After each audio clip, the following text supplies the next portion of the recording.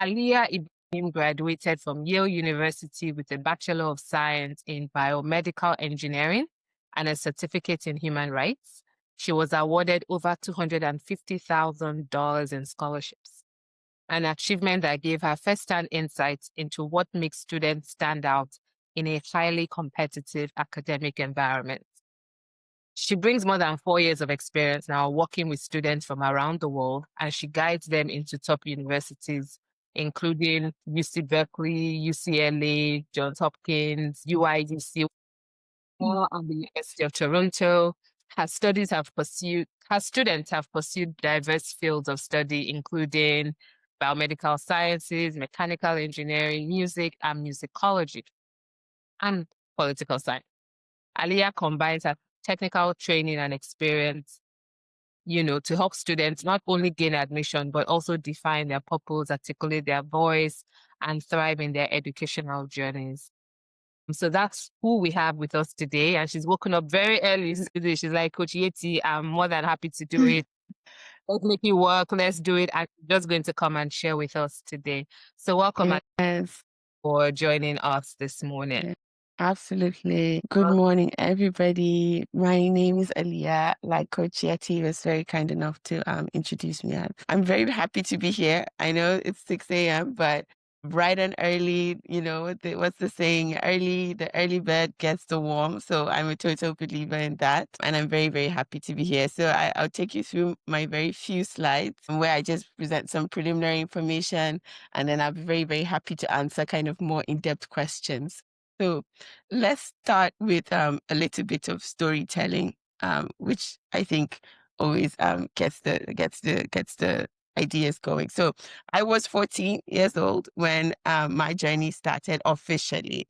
So I'd been in kind of in high school or secondary school, as we say in Nigeria, and I was kind of already doing well. I was a good student, always ranked in the top 10, but I didn't really know what came after. So around GS3, SS1, there was a presentation in my school where someone who had been to the US and kind of had a fully funded offer came to talk to us. It was the first time that I'd kind of actually really considered America.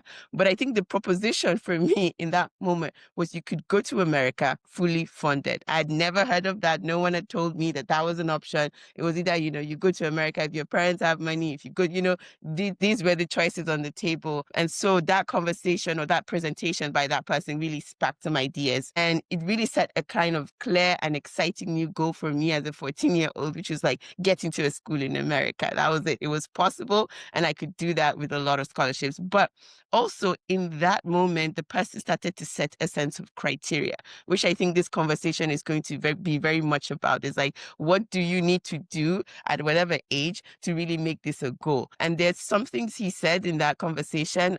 And one of it was you need to be someone who is a dynamic applicant. You need to have shown that you have done several things. And so I started from SS1 up to SS3. But there was a goal constantly churning my mind when I chose my activities, when I did my classes. These were the standards I needed to meet for myself to be able to kind of achieve this goal.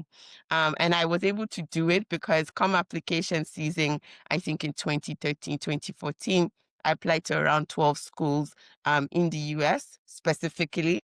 And I ended up with 2 fully funded offers.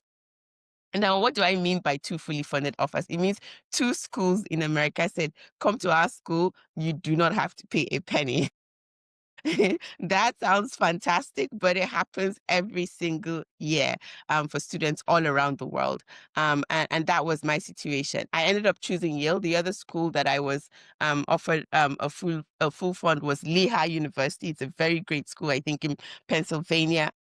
And so those were my 2 full offers. And so in reality, I actually won over $250,000 in scholarship. It was somewhere near $500 million in scholarship, considering the price tag of an American education. And I ended up going to Yale because precisely because of the prestige. I remember my father then was like, don't stress yourself, just go to Yale. Don't overthink this decision. This is the precise foundation you needed. And so I went to Yale where I studied biomedical engineering and also completed a certificate in human rights. And one of the things I'm going to talk about today is why the US is an appealing choice increasingly for a lot of Nigerians. I remember when I was doing this US application in my secondary school, which is a pretty good private school in Kaduna, Nigeria, not a lot of us thought actively about the US. They were kind of these epicenters where, parents were used to kind of supporting their students to apply to the UK, some in the UAE, but the US was not very very well understood as an educational system. So one of the things I'll talk about regarding the US is just the amount of courses on offer, the diversity of intellectual and professional career paths that students can take. And for me, I ended up at Yale, I built a very, very kind of interesting portfolio where I was combining my kind of love of science with my introduction then to the social sciences via the human rights. And so by the time I graduated, you can see this picture of me. I was incredibly happy and proud of myself. It was very, very 4 years of a rigorous and kind of thorough technical education. And, I had to, of course, adjust and do a lot of work, but the journey was worth it. And again, the story starts with why the US? Why did I really kind of fall in love with the idea of going to the US? Why was it that conversation, that presentation from somebody in my school? Why did it really excite me? And first of all, the person, kind of laid out this point at that moment. He talked about how the US is undeniably a place with many top ranked universities globally. The way I think about this is if you look at the map of the world, there are universities everywhere and there will always be universities everywhere.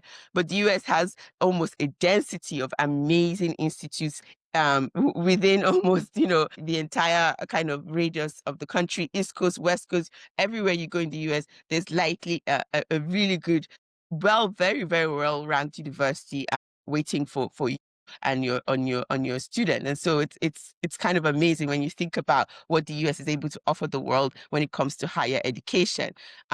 This Within these universities, they now have an incredible diversity of programs and discipline. I don't know if you heard about musicology, and that that was one of my students. I remember a few years ago. She's like, "I'm going to study musicology." I didn't know what musicology was, but we found some amazing musicology programs, and students will tell you about their majors, and you're like, "I've never heard of this." Then you look into it and you see it's a kind of either frontier major, right, in a new field, exploring new ideas. And so the US is again a place where you have this diversity of universities, you have this diversity of disciplines. And then, of course, one thing I always tell people is that having a US branded university is still one of the your resume is still one of the best sells.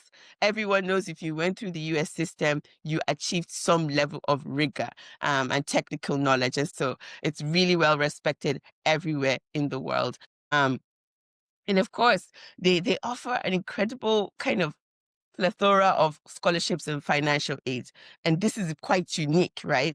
Because you think again about the map of global universities, where can you go that you have all these options and they're willing to give you money to come for it? There are not a lot of places like that in the entire world. And the last reason why I would again kind of say the US, and I was kind of understanding this throughout my process, throughout now my professional life, is that the opportunities for internships, innovation, leadership, anything that kind of is about things you have to acquire outside the classroom, right? Not just what's inside the classroom. The US is also able to offer it to you, right? Through the US, my time at Yale, I was able to go abroad several times and just engage with other countries and people everywhere. And so that was quite unique too, right? They just don't want you to come in the US and stay in the US. They want to expose you to many things outside their institutions, in their partner institutions, and all around the world. And so these institutions, again, are legitimately the premier institutions of the world. And so that for me, this is the simple case for why the US again and again. And so why the US? One of the big questions that kind of comes to people's minds, understanding how, even if I have this dream, I want to go to the US, I want my child to go to the US, how do you kind of figure out what are the funding? Funding is the big, massive constraint, and rightfully so. And so I'm just going to go through kind of what I understand to be the big categories of funding. And so one of the biggest buckets of funding that exists in the US, what be known as merit-based scholarships. And these are scholarships that students are given because they've worked hard for whatever amount of time in their high school. And that's what I think about it, purely merit, right? These scholarships are not usually announced explicitly by the institution. These are usually, again, institutions give this merit-based, but sometimes, individuals. So it's just like a type of scholarship where once you have a high achieving student on your hand, you could really consider them for merit-based scholarships. So this, again, these scholarships can be given by institutions, can be given by just, external and private donors, but it's precisely the only criteria of entry is you have really done something very well in your academic life, in your leadership life, or just athletic life. So purely based on merit.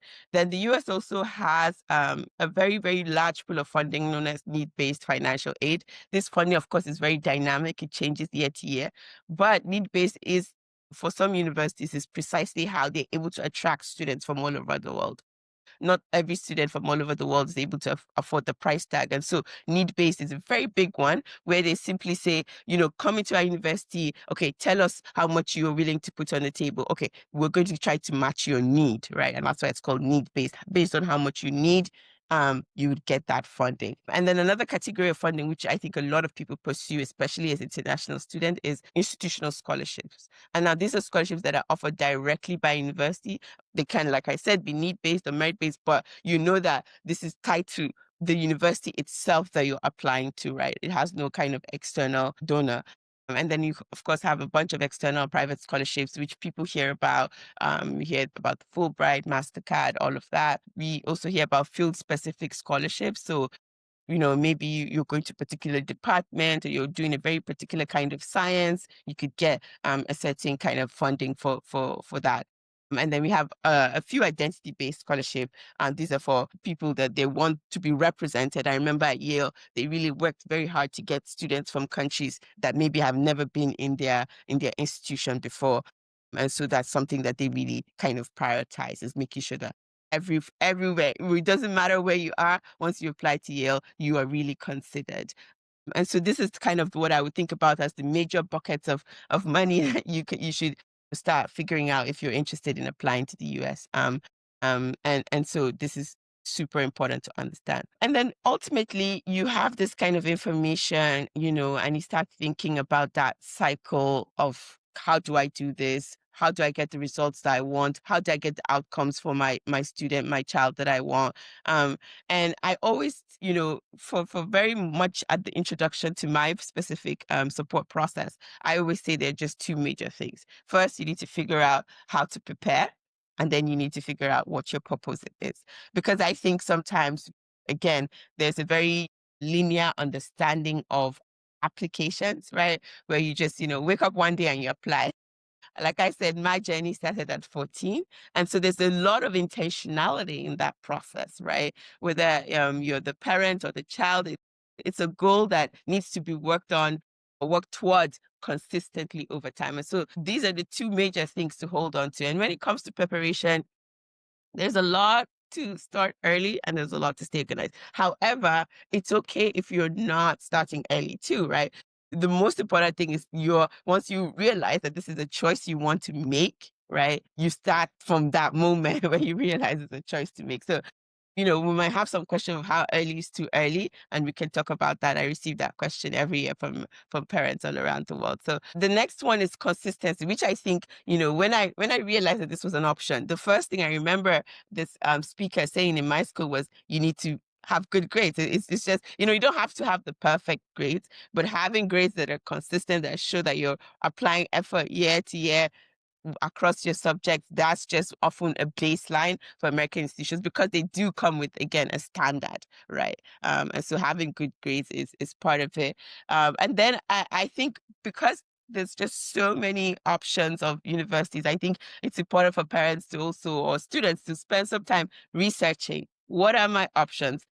American universities are incredibly diverse in terms of their size. Some universities are all the way very small, 4,000, 1,000, 1,500 I've seen student bodies. And then some are very large, 40,000, the UCLAs, the UC Berkeley. So it was really going kind of broad, not just the names you've heard of, right? There's some schools you wouldn't have heard of, but you go there and students are thriving. It's a fantastic environment, right?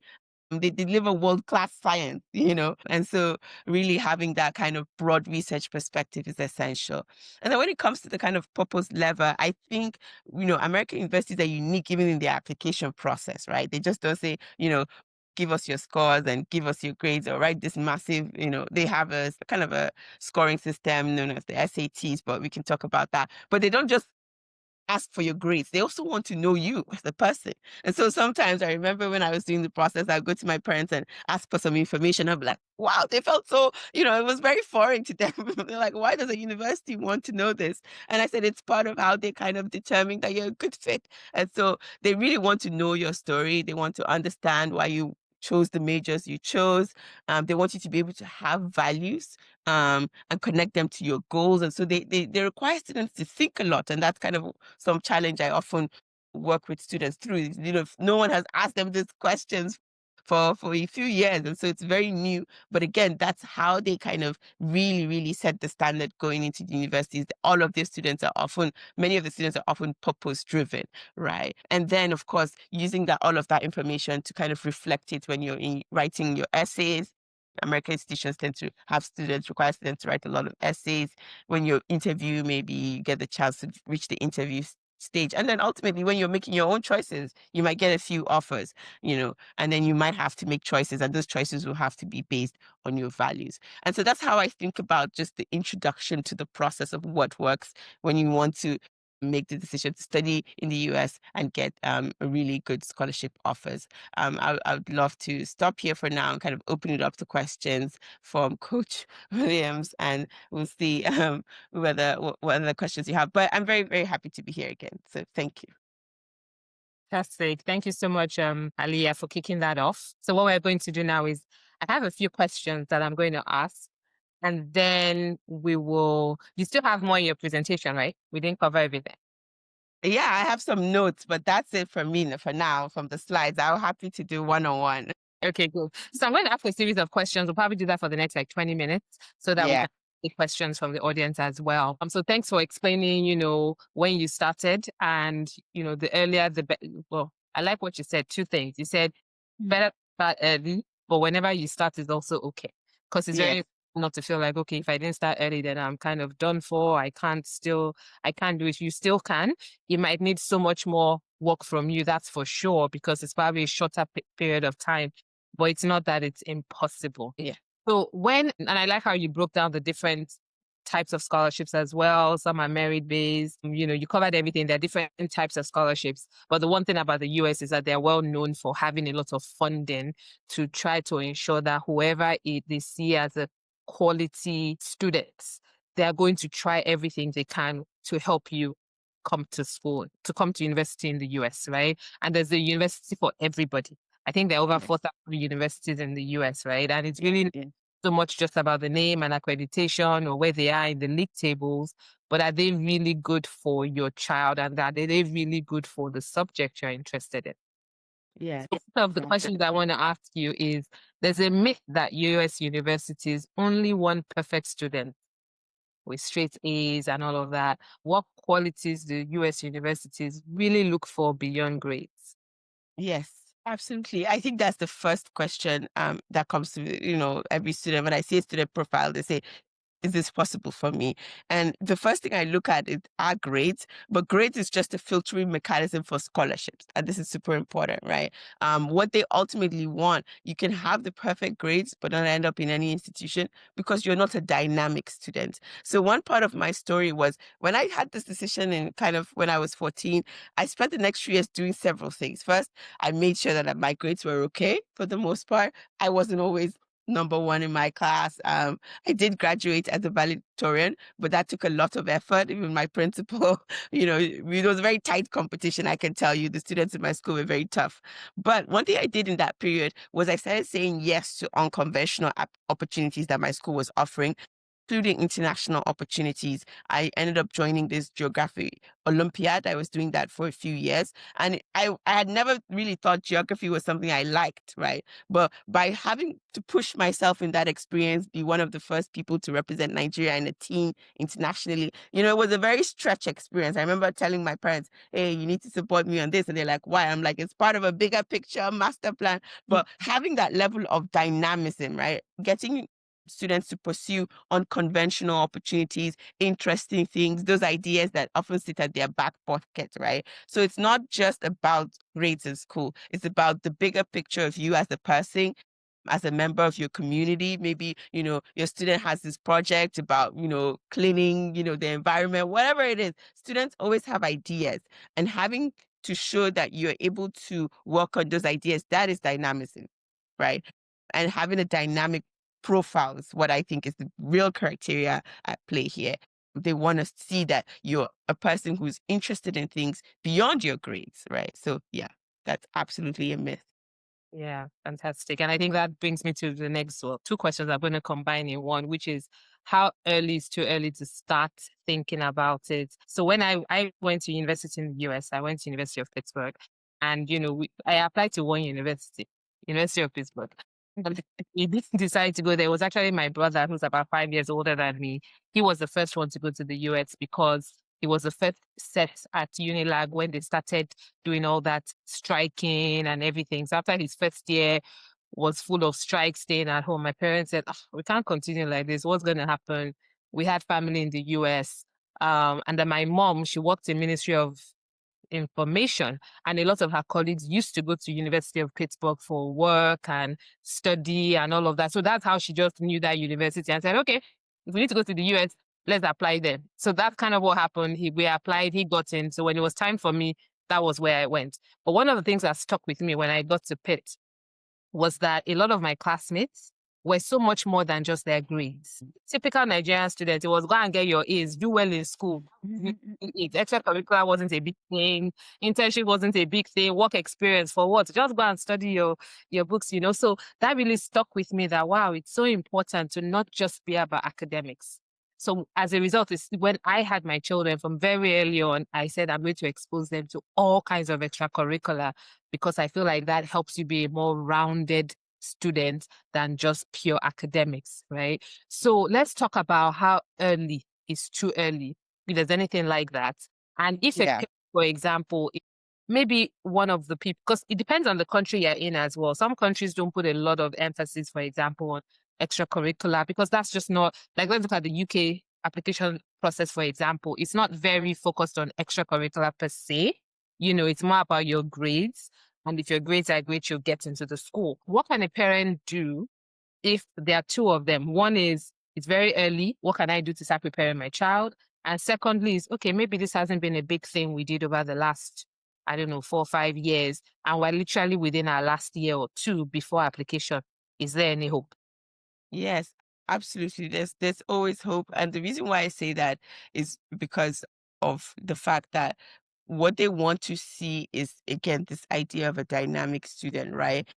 There's nothing like too early. I think even if the student doesn't know, that's what I tell some parents, the parent can know, right? Right. We harbor dreams for the people that we love. And so it's okay to harbor a dream and be like, I know you're focused on this class, but also maybe try this other class, right? And so really giving your student that your student that opportunity to really start thinking about, pursuing multiple paths in life. That's kind of where you start with that dynamism. So it's never too early as long as you harbor that perspective for your student.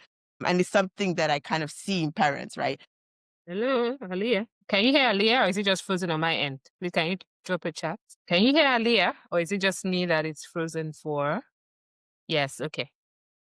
Aliyah, we can't hear you. I'm not sure what happened. Let me just give her a call quickly. 1 second.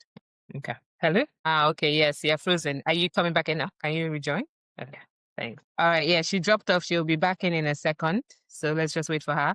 Start thinking about your questions. If you have any, you can start dropping them in Q&A now. So she'll join back in a second. Yeah. Okay, we're waiting for her to join back in, but I hope you're finding this useful so far. Yeah. She here? No, yet. She's coming on.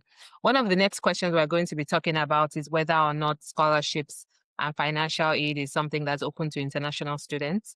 So we're going to talk about the difference between international students accessing scholarships and financial aids, or citizens as well. And there are slight strategies to both types of profiles. Let's just see. Is she back? Okay, here she is. Hi, Aliyah. Can Are you you hear back? me? Yes, I'm back. My apologies. I think Don't something worry. happened to my internet. But absolutely yes to the idea. It's never too early to start as long as you have other dreams.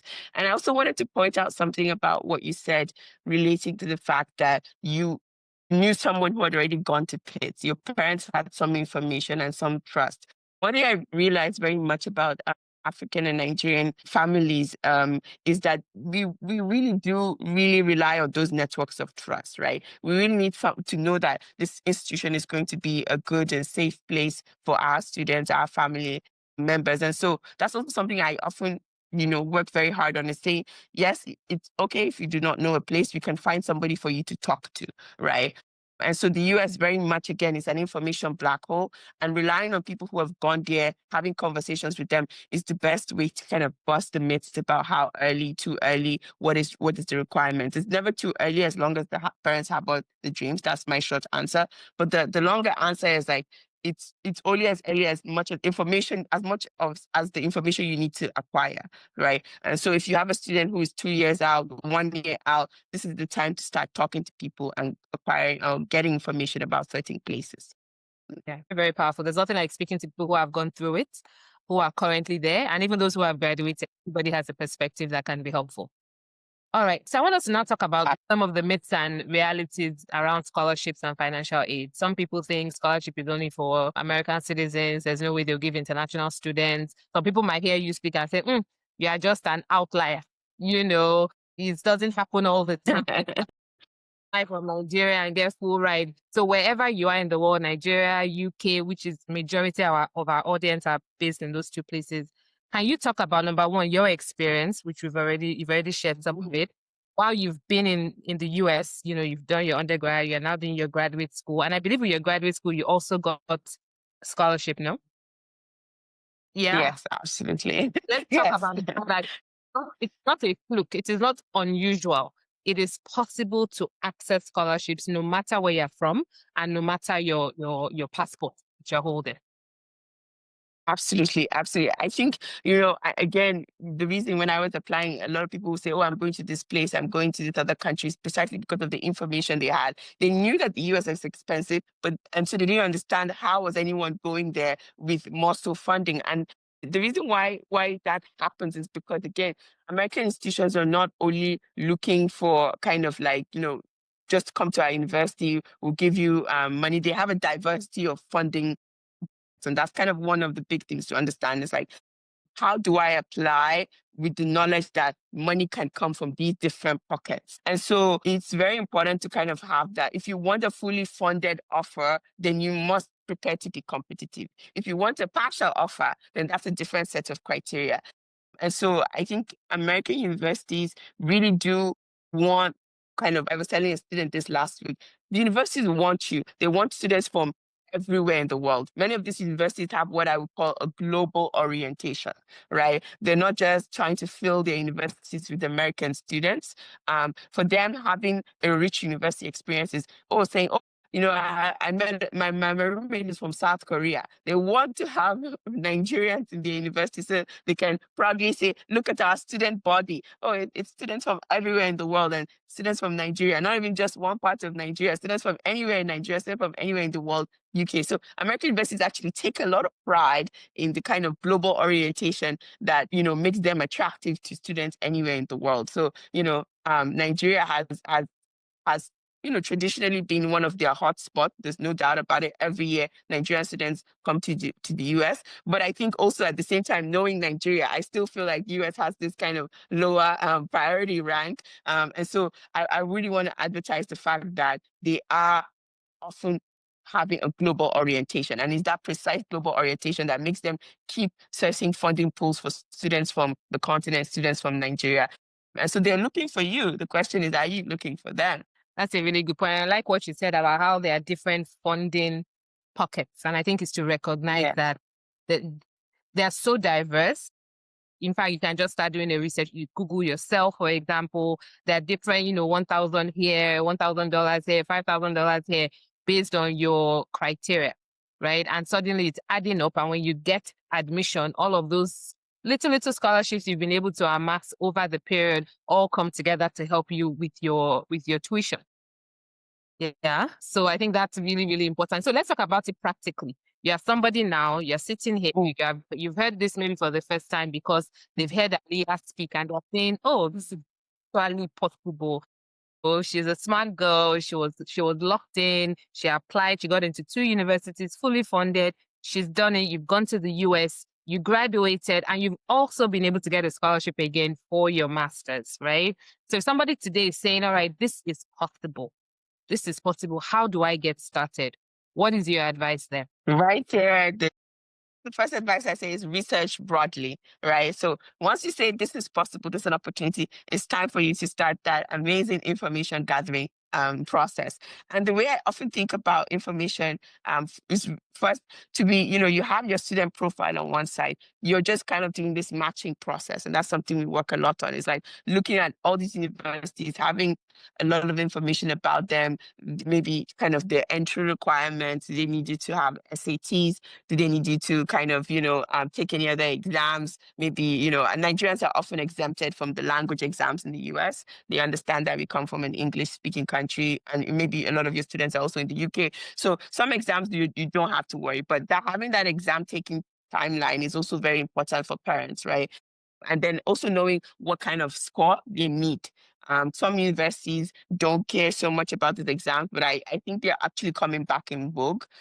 So having your student prepare for any of these whether the SATs, I think ACTs are still a little bit in vogue, but SATs especially.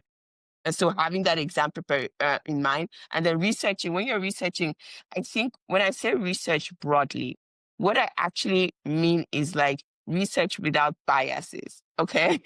This can be very, very hard when, you again have stories about that university, this university.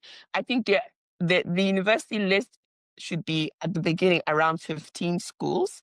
And when you're shaping the schools, of course, you're thinking about who do I know in these schools? What are the networks of people that can maybe provide information about the school? I think that's an important value as a culture. We value trust. We value knowing that there are people there that can support our children. But I also think that sometimes we don't also consider other criteria. For example, some cities are very, very much more kind of like open to international students in the terms of really thinking about, my students at UIUC, for example, a lot of them end up staying in Illinois, right? The job market there and the university are very tied together. So I think sometimes it's also about kind of opening up what we think is our criteria, designing our criteria for what a good university is, but also opening that up. So researching broadly, considering the timeline of any other tests you have to take. And from there, you can kind of say, okay, now I have a list of places.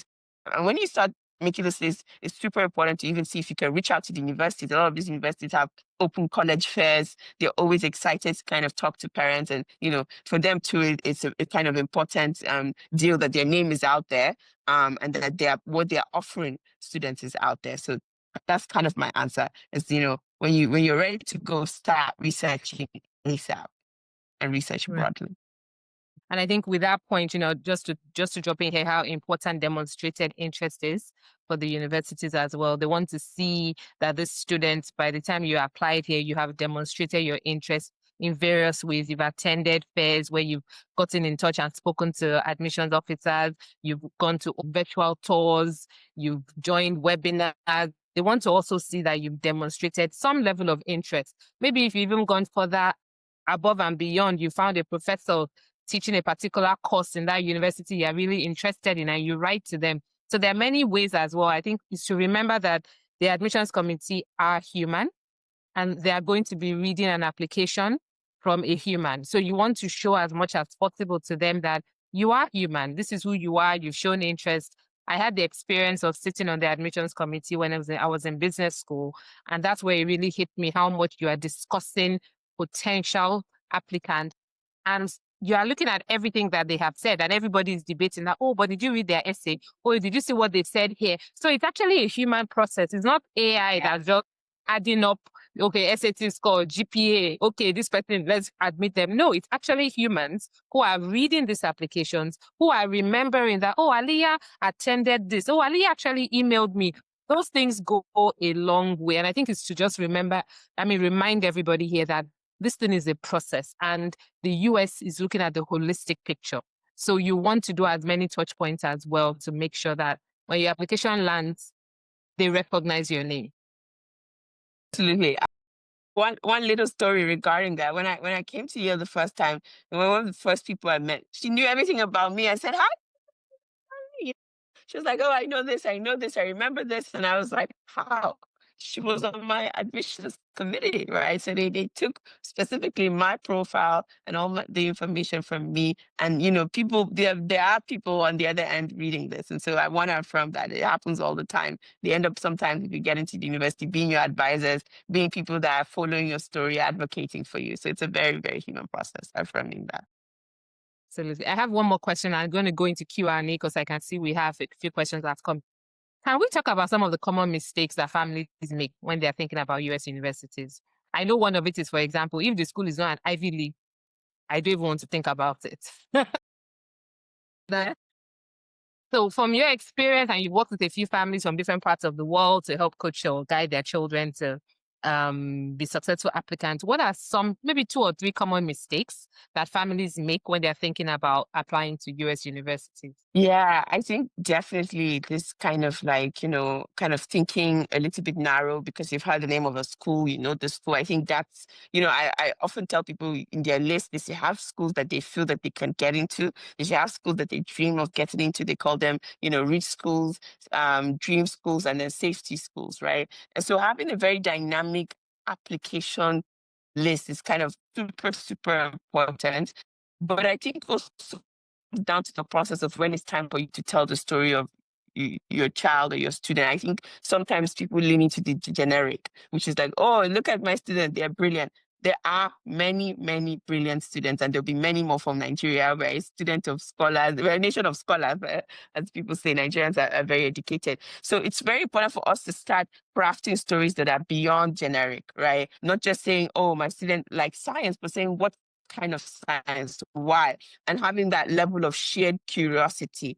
That's one of the biggest values that I think that people are looking for. It's not just students that can say, oh, I'm great, I have good grades, but students that actually have a purpose in life. And I really, really, really want to drive that kind of purpose-driven kind of outlook, because I think that's kind of where I see parents sometimes falter. It's like, they want to push their student, but they also kind of are cautious about really saying, have a purpose. I think it's important it doesn't matter if your student's an athlete, your student is a mathlete, right? Very good at math, but really giving them a chance to shine and say they have dreams, they have a purpose. And so moving beyond that kind of generic profile of being just a good student, right? Regardless of your grades, they are most interested in students that have something that they want to contribute to the world. And I think that's kind of the pride of every parent is, knowing that your student has something they want to bring to the table in whatever endeavor they end up doing. So yeah, that's my big advice. Shared purpose. That's very important, because some things are set in stone. Your GPA is your GPA at a point. Exactly.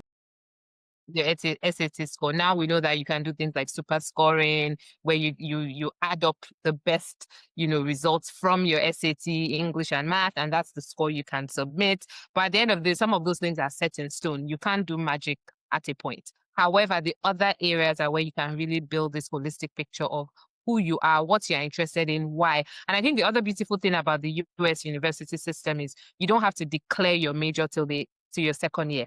So you can say you want to be a star in this area. I'm not saying it shouldn't be your purpose, but strategically as well, right? You can present what can help you get in. And when you get in there, you can fully change your mind. You can say, you know what? I thought this is what I wanted to do, but actually now I want to change department. I want to change my field of study, and it is possible. So the US allows that level of flexibility for you to do that. And I think that's quite important for parents to keep that in mind, and for the students themselves to keep that in mind.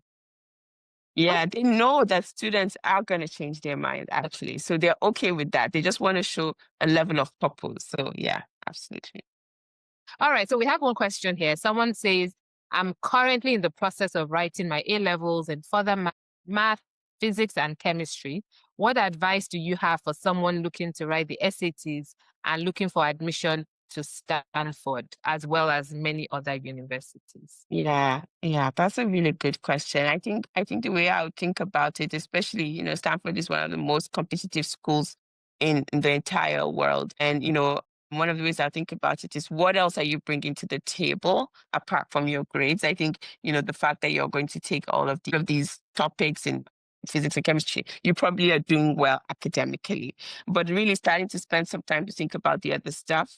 That is the co-curricular stuff, the extracurricular stuff, the stuff that is not only about the classroom. Some universities really want to know that students will contribute well to the student body, right? Or they want to know maybe you're going to start a debate club or you're going to start a spicy food competition, whatever. They want to know that you're bringing something interesting to their campus life, right? And I think that's kind of a dimension that sometimes students, when you focus so much on the grades and getting the right scores, you forget that they want you to be part of their community. And so I would encourage you to really start thinking about what you're bringing to these communities beyond kind of like, being a probably really good, high achieving student. And I hope that helps. I think sometimes also when it comes to the number of things you want to say you're bringing extracurricular, I think it's important to have like multiple things. It's not only one thing. I think it's some students, they do have one thing outside. Maybe they're building robots in their spare time. But you can have 2, 3 things, right? You can say, oh, I enjoy music. I also enjoy volunteering, maybe at my church, something like that. So having that list of what are the things that I do outside of my grades that I would love to bring to this community? That's a question they would definitely ask you, and you should be prepared to. So Really important. I think also to throw in there the role of leadership as well. What are some of things you've done that show, you have leadership qualities. You don't have to only have been a prefect or head of class, but how can you show that you've led in different areas? And I think that's part of where you can get very creative. It's about storytelling. It's really about storytelling. I think it's honing that deeply and knowing who you are, what you want to do, and then how do you present this in an application that somebody can read and say, we want this person in our school, Awesome. So I got a question here. Another question here is saying, I've been researching and checking some schools in the US. I have sent some emails, and at some point I made some calls. I keep getting this message: international students are not eligible for our scholarships, and there's no full ride scholarships available. I have been building myself in other things, and I have an SAT score of 1380. Is there anything else I am missing? So I guess 2 questions here is around getting those responses that as an international student you are not eligible, and then what else can this student do to have a better profile? yeah, absolutely. I have a feeling that you're reaching out to a lot of public universities with no private pool of funding. I don't know how to. So the US, of course, again, very dimensional, very, very. They have the state system. I want to see the profile of schools that you're reaching out to. But my suspicion when students tell me they start saying international students are not eligible for funding, there's a kind of sense that the school maybe is a public state university and you're applying at a certain level. Sometimes you actually, if also one thing about scholarships, you want to really make sure that these universities are kind of international student open. And the way to really understand that many private universities in the US tend to be. Most universities in the US that are private kind of have a better range of funding options for students than maybe public small universities. So that's kind of, I'll be very curious to see your profile of schools, but my sense is that you're applying in one end of this particular spectrum, and another spectrum of universities that you're not looking at. Sometimes it's liberal kind of universities that are kind of hidden away, and so really thinking about that, and I think there's nothing else you're missing, but my sense is that the spectrum, because you have a really good score. I think 1318 is pretty decent.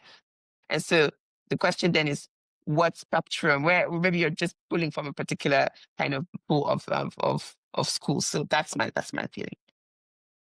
Yeah, that's important. I remember attending some school fairs or admission sessions, and they'll basically say some of them are needs blind. So they're not paying attention to whether or Yes.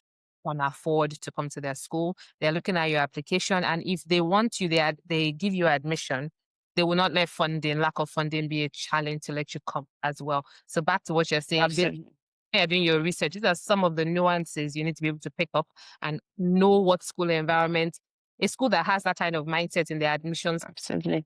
is very Yes. different from a school that's closed and is like, you bring your money. If you don't have your money, don't talk to us. So all of it is pretty nuanced, right?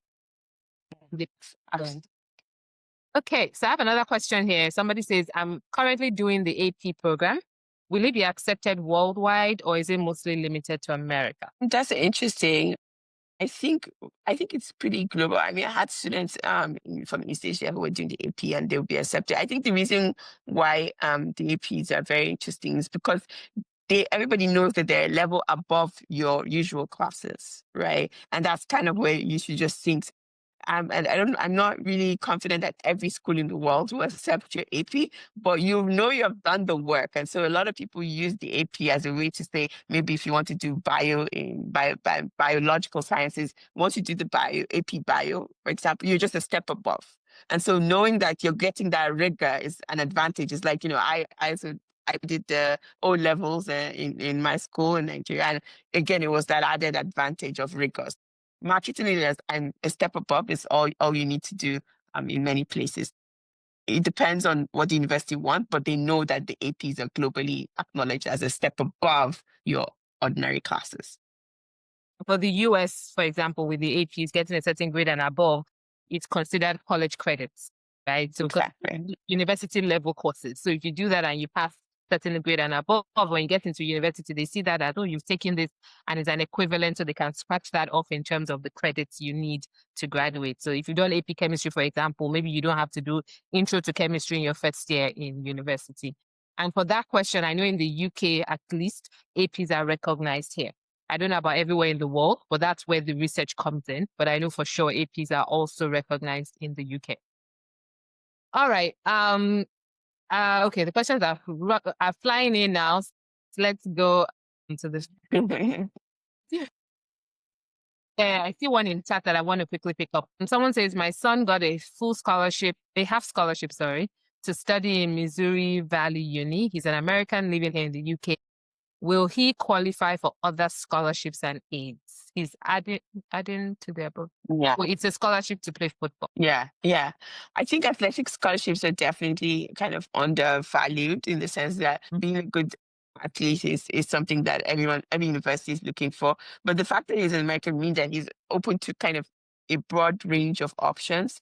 If he's already set on the university, my feeling is like it is time to go back to the drawing board and negotiate with them. If he's not, then it's time to really kind of understand what is the potential package they could give him. I know there are a few kind of federal and state level funding options available to Americans based on where they live or where they're born.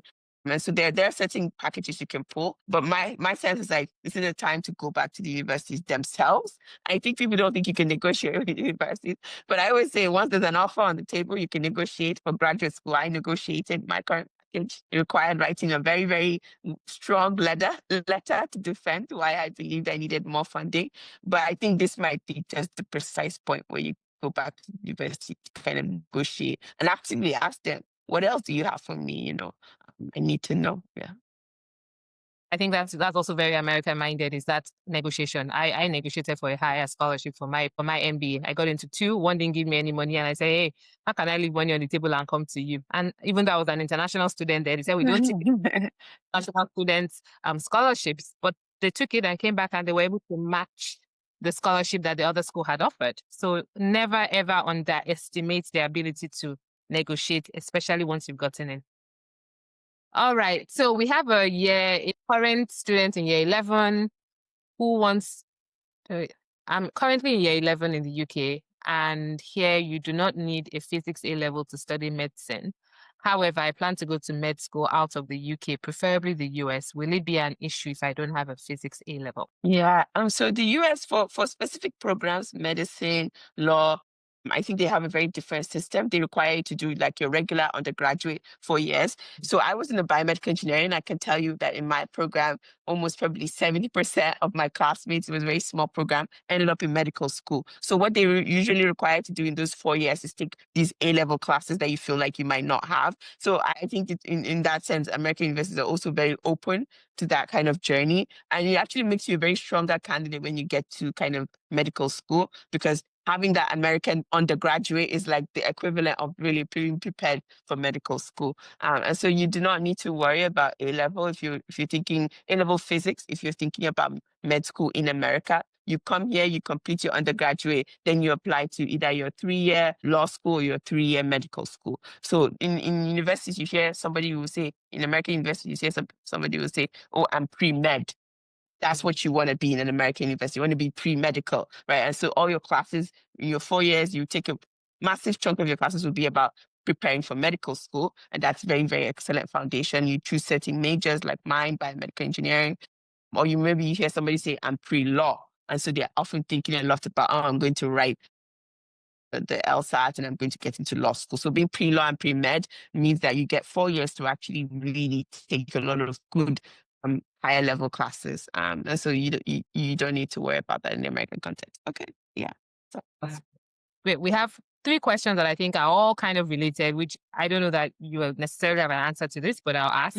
Are they getting visas? Are they giving visas? We're talking about all this great stuff, but if you can't get a visa to go, what is the point? Yeah, my blanket answer about this is just, again, going back to that preparation phase. I think the hard thing now is not necessarily getting a visa. I think the hard thing is timing the visa.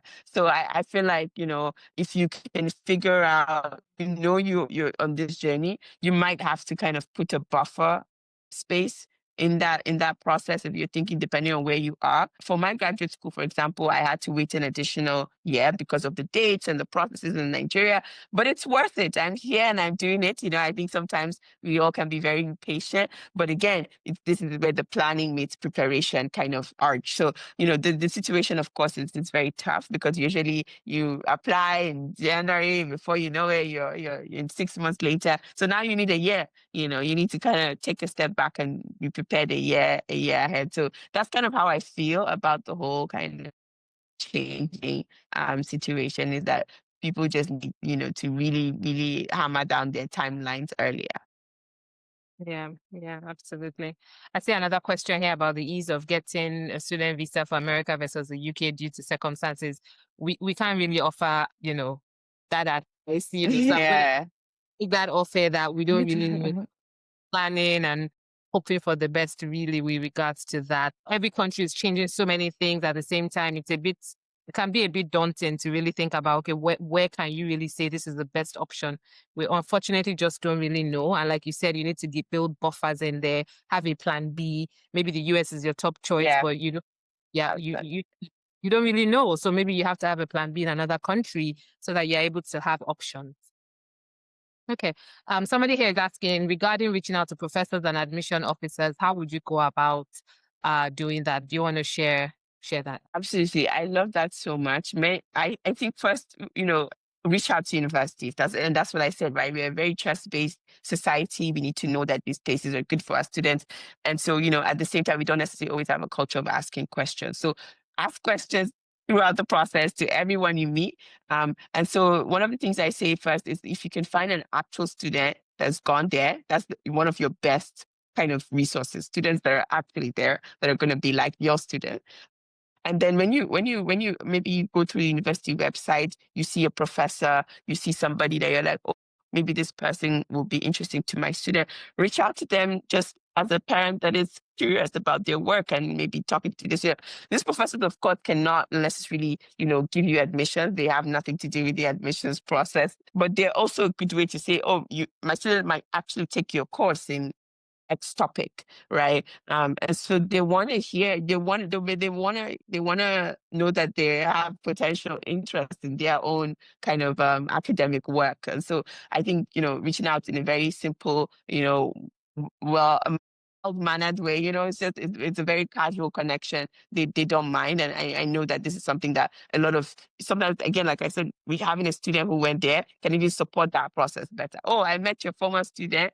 This is your potential future student. How can we get that going? And then admissions officers, they usually have their email, their contacts. Might say, try to find out if they have a fair around you. I find that very much more likely to kind of make a better sense of connection and meeting them in person through the affairs that they have globally every year all around the world is much more kind of a better way to get your questions answered.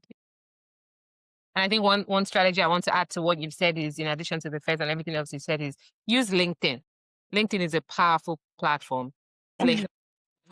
And people in the schools, for example, follow them. If they post something that's around an area of interest for you, make a comment, connect. Like I said, at the end of the day, it is humans reading human applications. So as many touch Exactly. you can do without being a stalker. I'm not saying go and stalk anybody, but as many touch points as you can have really help when you get in front of that admissions committee. Okay, so is it okay if we take 3 or 4 more minutes? So I know we're over. Absolutely. Okay. Yeah. What you mentioned before, the answer to the question about getting all that feedback saying that we don't give funding to international students, the person has responded and said, you're absolutely right, that they were writing mostly to public universities. So just in that, what you said was right. Okay, so 2 more questions and I think we'll have to wrap up.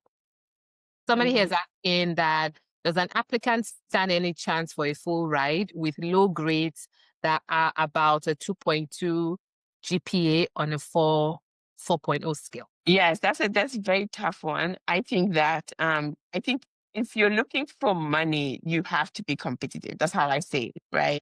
And competition doesn't mean totally great, but it does mean some portion of it is about grades. And so I think that's a very, very tough one. I would love to see the entire profile again, because this is the process about being dynamic.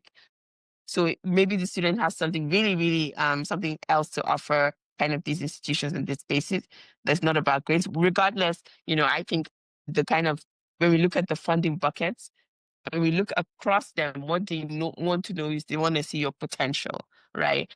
And grades is just one metric for potential. It's not the entire metric. But yeah, that's kind of where I will start. It's like, okay, what else? Well, let me see the whole profile. What are the other areas of potential we can highlight? But, grades do matter. They just don't totally matter in the entire picture. Yeah. Yeah, absolutely right. Some things are set in stone. If the GPA is done, there's really not too much you can do. What you can also do potentially is, if there's an opportunity to maybe share why. Sometimes children go through different struggles that might have been part of why maybe the grade is not so great. If you have those, maybe use your supplementals. You find your way to infuse into your application why your grade is that, but you can still show them why you're a great person who will add so much value to their school. So yes, it's tough, but it's not impossible. You just need to make sure that your package and your story is said in such a way that you still could potentially qualify. All right, I think the final question is still around the student with the scholarship, is how would you advise that they go about negotiating? It be, because it's an athletic scholarship to study, for them to negotiate a better deal, would they be negotiating through the agents or directly through the school? Yeah, I think athletic scholarships are quite unique precisely because they're also about the kind of the horizon that the school sees for the student. So, if they expect you to, for exact, also it depends on the level that the school is. Is there a D1 school, D2 school? Also, the sport matters. And so these are quite a kind of athletic scholarships are quite dynamic. If there's any kind of movement away from maybe the scholarship they promised, that's potentially a signaling mechanism for the school. Maybe they don't, again, that feeling of like, you're going to come to us, you're going to contribute to us winning trophies for 4 years. If they change their mind, then that's very interesting to say, right? Because again, if you want your student to play at that athletic level, then you want them to maintain an athletic scholarship. So I would say, athletic scholarships are very dynamic, very interesting. I would always engage the school, but again, I don't know the exact process with the agent and all of that. But I would say if you have an athletic scholarship, you often want to maintain it because it's tied to that promise that you will be playing. If the student doesn't want to play, of course, they can, of course, turn that around into an academic scholarship. But if the student wants to keep playing, then they ought to maintain their athletic scholarship. And negotiating means, saying that I will bring my best to whatever sport I'm playing, and maybe setting criteria for what that looks like. But yeah, it's very, very interesting.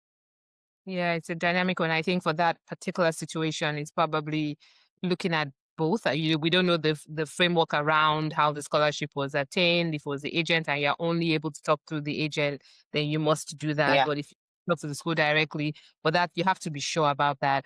And then I guess you have answered part of the question, which was around the school changing the scholarship from sports to academics and why that would have been. Once again, you probably need to just get in touch with the school to understand why that happened and see if there's any chance for anything different. But there has to be a reason why they made that change. Okay.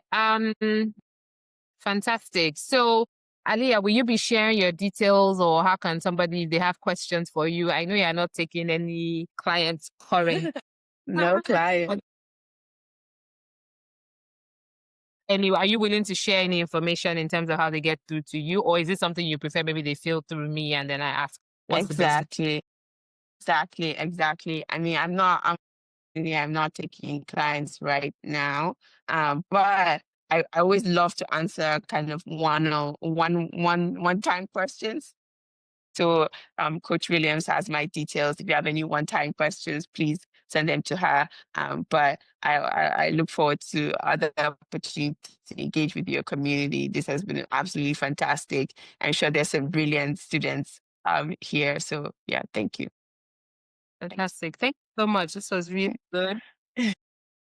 We covered a lot, in an hour, and I love to take away. And I think the summary is just wherever you are, whenever you're starting, there are many things you can be doing to make sure that you're a holistic applicant. You do your research, and by the time you're applying to a school, you are clear on what you want to do, why you're interested in it, who you are, and all the things that come with that. Yeah, and there are people around that you can ask questions so that you don't do it alone. You don't have to do it alone. Reach out, ask questions, get support, get coaching if you need to, And as Aliyah said, if you have any questions, any further questions, if you're all on this call, it means you registered, so you have my information. Feel free to send me a message and I can knock on her door and say, Aliyah, we have a particular question. Thank you everybody so much for being here. I think we answered the question. Drop my email address here just in case anyone doesn't have it and needs it to send us a message. Thank you. Thank you again, Aliyah. Enjoy the rest of your day. Yeah. And thank you. Bye. Bye. All right, take care. Bye-bye. All right, thank you, everybody. If you have any questions, you can reach out to me via email. And if you need support, just figuring out your strategy around applying. Oh, I also work with families. I work with students in terms of just the strategy around how do we do it. It can be very overwhelming when you have somebody who can just take you through the steps. It makes it less confusing. All right, thank you for joining. Have a lovely day. Bye-bye.